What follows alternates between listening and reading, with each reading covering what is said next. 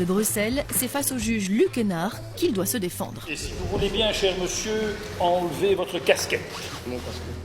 Le frère de Kadim est également présent et si Kadim nie les coups, il a bien avoué qu'il s'était disputé pour une sombre histoire de micro-ondes. Bien, monsieur. Alors, qu'est-ce que vous souhaitez me dire par rapport à ça? Il m'a trouvé, j'étais en train de chauffer quelque chose dans le four. Il est venu sortir l'assiette dans le four, il l'a jeté par terre. Et j'ai lui, il est en train de parler, pourquoi tu as fait ça? Il m'a donné un coup dans mon œil. Jusqu'à mon œil, il était gonflé. Mais l'histoire de couteau, j'ai rien à voir avec le couteau. Moi, je sais que lui, c'est mon frère. Mais lui, il ne sait jamais que je suis son frère. Moi... Qu'est-ce que vous voulez dire? Qu'est-ce que je voulais dire? Parce qu'en fait, c'est pas possible de vivre avec son petit frère dans une même maison, mais toujours, il le provoque des histoires. Toujours, il le provoque de n'importe quoi. Mais donc, par rapport à ce qu'on vous reproche, vous dites que vous n'avez rien fait.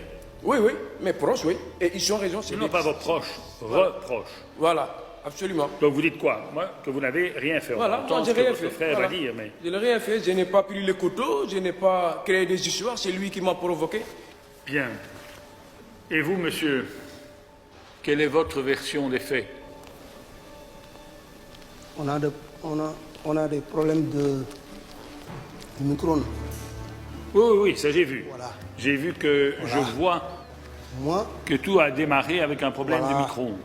Je suis venu, j'ai regardé mon micro-ondes, il est sale. À chaque fois, moi je le dis, quand il met quelque chose, après il faut nettoyer. Moi j'ai acheté mon micro-ondes à 35 € à Clémenceau. Nickel. Moi je le dis carrément, je suis là.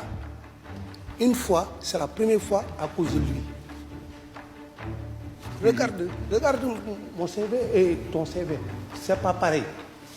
Ils aiment que dormir, manger.